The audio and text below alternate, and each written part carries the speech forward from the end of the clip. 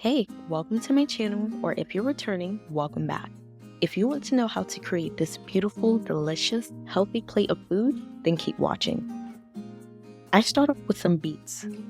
This is the average bunch you get from the supermarket. I cut off the tag and give them a quick rinse with water to get some of the dirt off.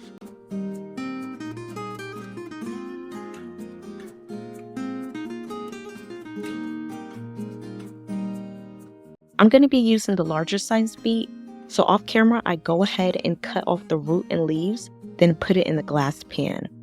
Make sure to fill the water to about halfway. I'm going to roast the beet in the oven at 425 degrees Fahrenheit for about 45 minutes. As you can see, I also have my mushrooms and walnuts roasting as well. In the meantime, I'm going to go ahead and boil my potato. I like to add some butter and salt to the water to infuse a bit of flavor while the potato cooks. After about 50 minutes, I remove the beet. Halfway through, I did cover the beet with some foil so it wouldn't dry out while roasting. Next, I'm going to peel off the skin. And just a side note, be careful, especially if you're doing it straight out the oven like me. I actually recommend using a peeler. Safety should always come first. Next, I'm going to cut the beet into sections. Then I'm going to put them in a blender. Add half a cup of Parmesan cheese and 1 large egg.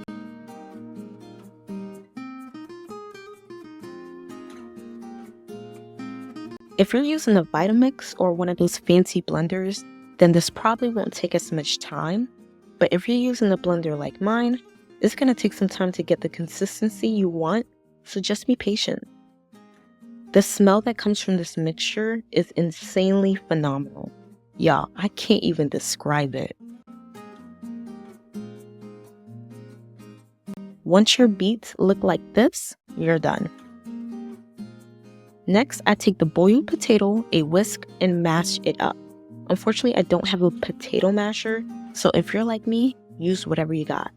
The goal here is to make sure you have minimum lumps.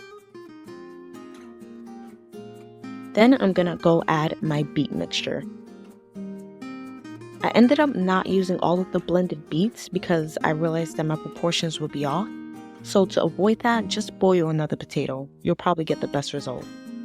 Take a silicone spatula and combine the ingredients. I'm making sure that the mixture is as smooth as possible. The more you combine the ingredients, the thicker it will get.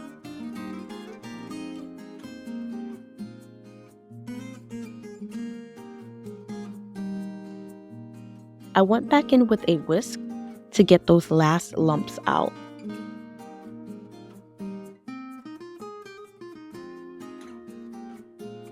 Then you're going to add your flour. The key here is to add it in small sizes. I'm using half a cup at a time. Combine your ingredients using that same silicone spatula and then repeat the process.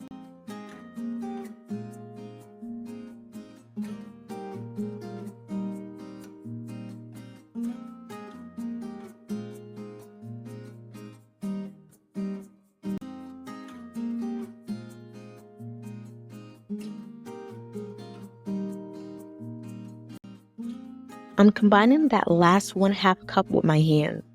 I only added 1½ cup flour altogether to the mixture. Next, you'll take that dough out and knead it on a clean surface. Make sure the surface has additional flour on it.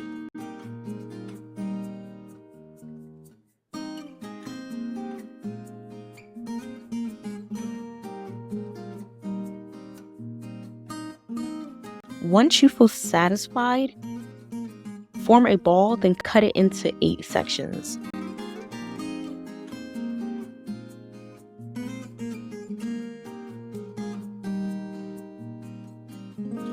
I'm taking one of the sections with flour on it and using my hands to roll it into sort of a log shape. I'm using my hands because I realize this is the best way to get that shape.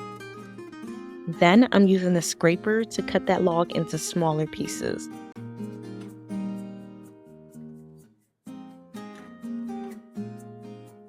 This is the shape I'm aiming for. It honestly looks like a gnocchi without all the texture. This is how many pieces I got from the 8 sections. Next, I'm gonna boil the gnocchi in batches. During this part, you don't want to overcrowd the pot.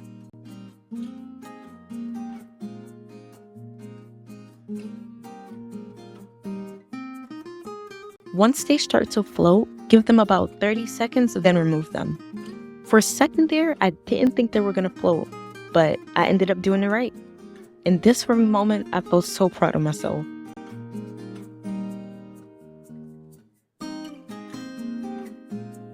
I love this recipe. The beets have such a vibrant color to them. Who wouldn't want to eat this?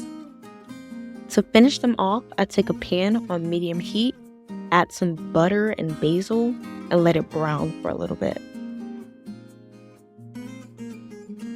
To finish them off, I add the gnocchi and sear it for about 2 minutes. I like my gnocchi to have a crisp bite to them, and this allows it to absorb the sauce better.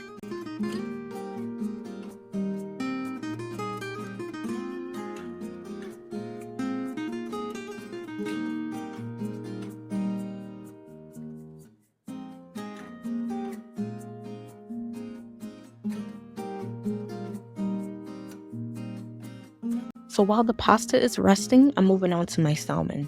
I've already seasoned it to my liking. You can use whatever you want. I mean, you're the one eating it. Then I'm gonna sear it in a pan on medium high. The goal here is to make sure your salmon is dry and that the oil is hot. Doing this will ensure that your salmon doesn't stick to the pan and you'll get some crispy skin. I don't know about y'all, but I do not like soggy fish skin. Yuck.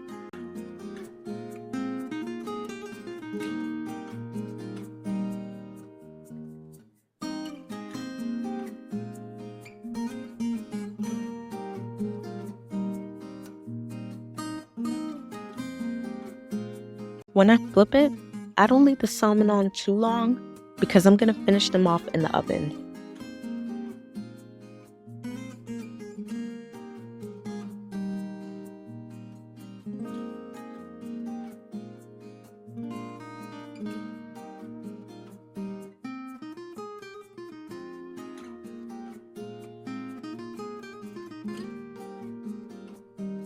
I take my blended garlic with oil and spread it on the salmon.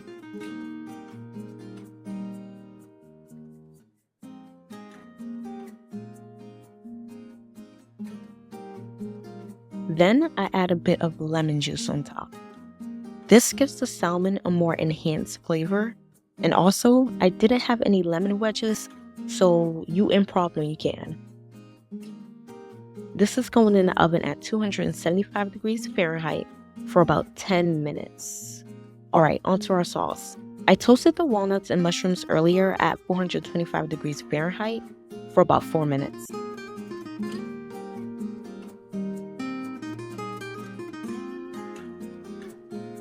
Next, I'm gonna give them a quick blend.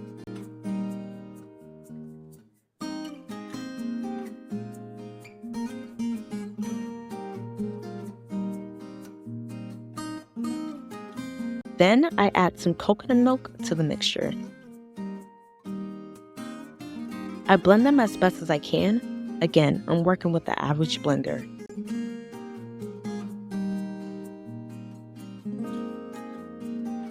Then I take a strainer and try to remove the larger pieces.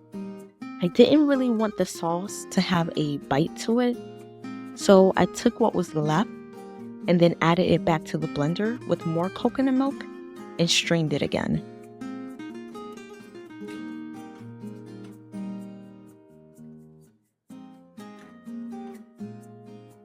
Once I was finished, this is the amount that I got. Then in a pan on medium-high heat, I add coconut oil. You can use whichever oil you prefer, it just made sense to use coconut oil. Then I filled the pan with some coconut milk, and then I put my mixture inside.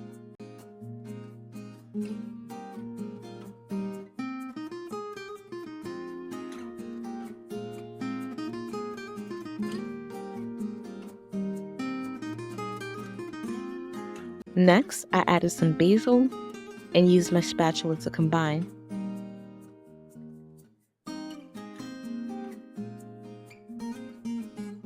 I added some spices to boost the flavor. I used cayenne pepper, garlic powder, red pepper flakes, some dried parsley, a little bit of salt, some paprika, and minced onion flakes.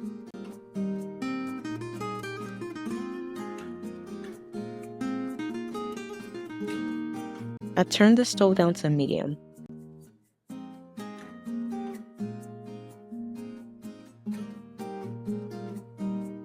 Then I poured some vegetable stock in, about, I would say, 1/3 cup, and added some Parmesan cheese.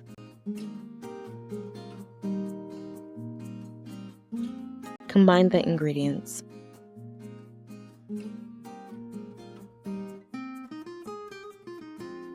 I allow this to cook for about 5 to 7 minutes, and then I'm done. I absolutely love eating, which is why I enjoy getting creative with my meals as much as I can. Experimenting with unconventional ingredients and unique flavor combinations, all while staying mindful of healthy choices, is something I find truly exciting. Eating the same things over and over gets dull fast. I ended up adding some peas to the dish to give it a pop of contrast with the red.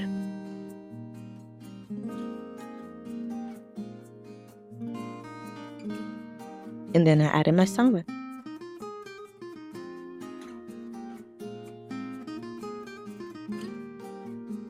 Thank you for watching this video. Make sure you check out the other videos I have posted on my channel and consider joining the tribe. If you enjoyed this video, give it a thumbs up. I love y'all. Most importantly, God loves y'all. Peace.